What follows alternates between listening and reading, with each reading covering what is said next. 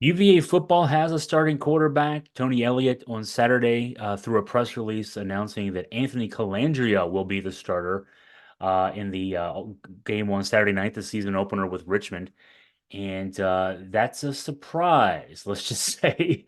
The indication we'd been given going into training camp a few weeks ago was that Tony Muskett, last year's Week 1 starter, was the heavy favorite. And this is from I'll just say talk from around the coaching staff that Muskett had done a lot of hard work in the spring and into the summer, and had emerged as the go-to guy to a point where even the fact that when UVA football went down to the ACC football kickoff last month in Charlotte, Tony Elliott brought along Tony Muskett to help represent the program as one of the three student athletes representing the program. So I'm interesting that that's the case. The two guys had almost identical numbers last year. Colandrea, a 62.4% completion rate and 87.5 NFL passer rating. And Now he threw for 12 touchdowns, 9 interceptions. He had more snaps because even though both guys started 6 games, Muskett only played 2 series in the Georgia Tech game before going down to an ankle injury. That's the one that ended his season I believe that was in early November. Um, and so Calandria ended up with 1,903 yards, 12 touchdowns, 9 INTs. Calandria, if you're thinking that they're equal, I mean, I guess I can see this point. Scott German for Augusta Free Press making this observation in a column today.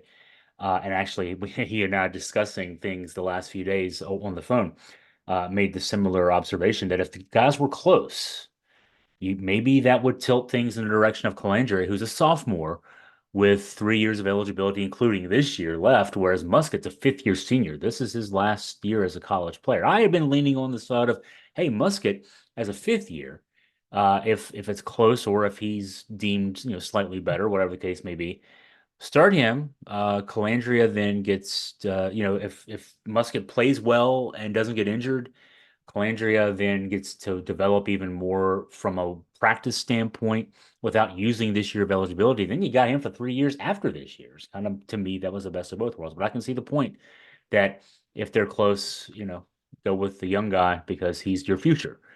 And actually, the future is a lot now for Tony Elliott. He's 6-16 in 2 seasons at Virginia, 2 3-win seasons.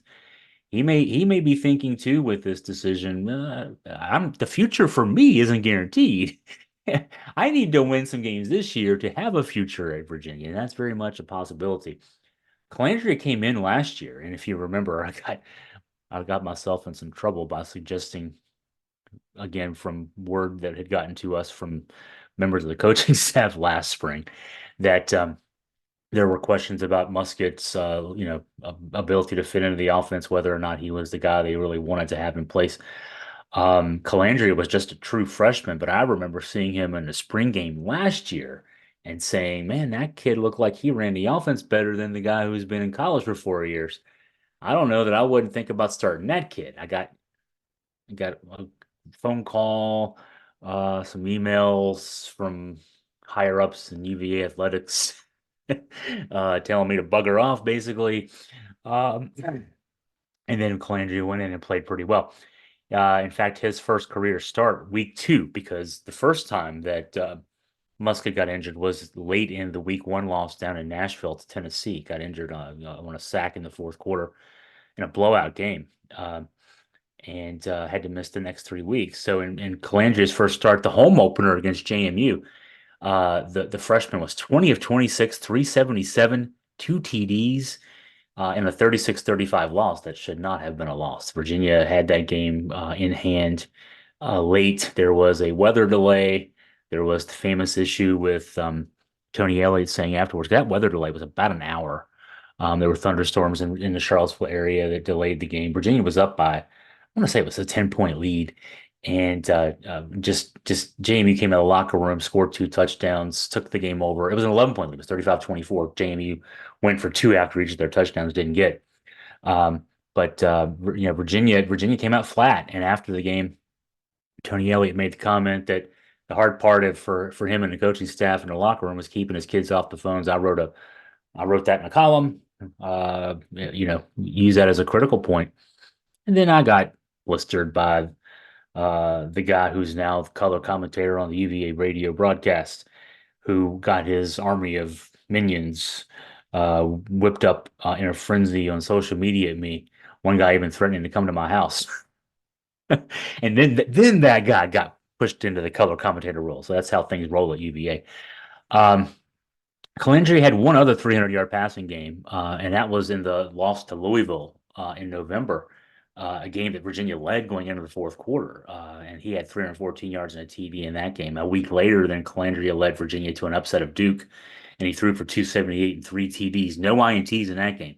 Kid looked pretty good down the stretch. Not so good in the Virginia Tech game. Nobody on the Virginia side looked good in that game.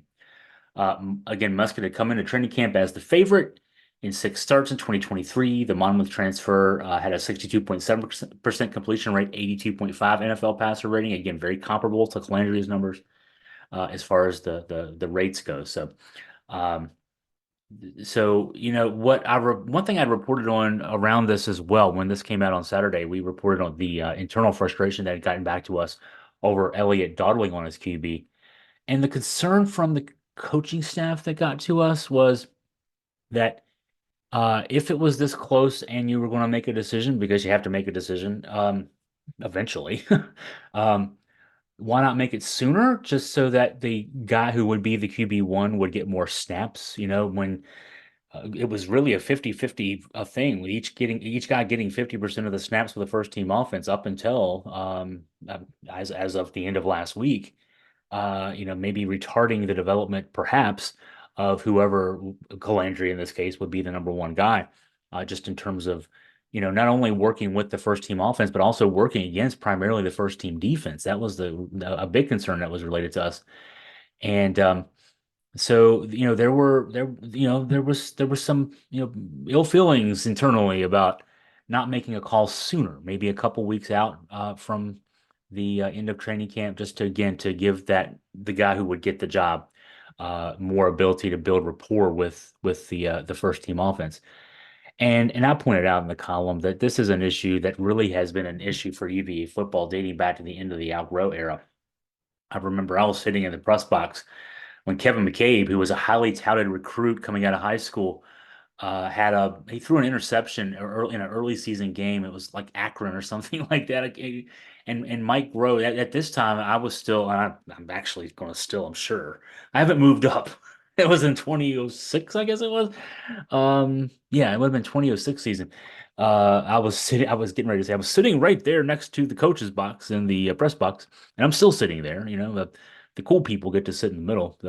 Scott and I, they threw us down on the side. At least we're in the box. I shouldn't complain because they could not decide not to do that and give us credentials. But anyway, Mike Rowe was the offensive coordinator for his father, Al Groh. And look down on the sidelines, you can see Kevin McCabe pick up the phone after the interception. We could hear Mike Rowe very loudly, and they have since now put in the year since put them, we're on the end of the media uh, open air press box, and then there's a box to our right, and then there's a box to its right. It used to be that the radio people were on the far right and the coaches were right beside us. Common sense prevails now, and the coaches are on the far right, and the media, the radio people are right beside us. So, but back then we could hear Mike Rowe say to Kevin McCabe, "You're done," and he didn't play the rest of that season. He went to a Division II school, put up record numbers there, got drafted, played pro football for a while. He was in camp a couple years with NFL teams, put up some numbers in the Arena League, but we got stuck with Jamil Sewell. Nothing against Jamil Sewell. He's a UVA grad. I shouldn't say we got stuck with, but aside from that one year with the 1 or 2 or 3 point wins in the year that Virginia won 9 games, the Sewell era was not one of the eras that we brag about in UVA football. Mark Verica got some time during that era. The Mike London era was 6 years of indecisiveness. London won 8 games with Michael Rocco in 2011. Then he put Rocco in a competition with Philip Sims in 2012. He won 8 games with Rocco. He won 4 games in 2012 with the two guys going back and forth. And then there were 3 more losing seasons in 2013, 2014, and 2015 with guys like David Watford, Grayson Lambert, and Matt Johns at QB. The one guy who got it right for the most part was Bronco Mendenhall. He went with Kurt Benkert for 2 years, Bryce Perkins for 2 years. The Bryce Perkins era then allowed for Brennan Armstrong, a recruit, to come in, hold the clipboard for a couple of years, get better through study and practice and development.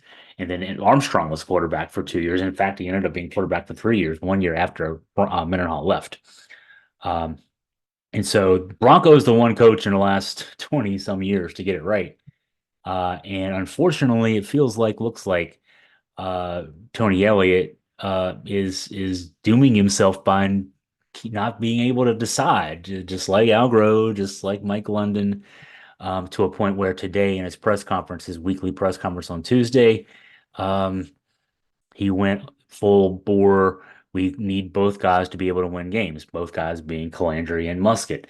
Hopefully, that doesn't signal that he's going to do a rotation of any sort. Just have Calandry technically be the starter and then go from there with shuttling guys back and forth and seeing who has the hot hand, all that crap. The old saying about if you have two quarterbacks, you don't really have one, could apply there. So we'll hope that changes.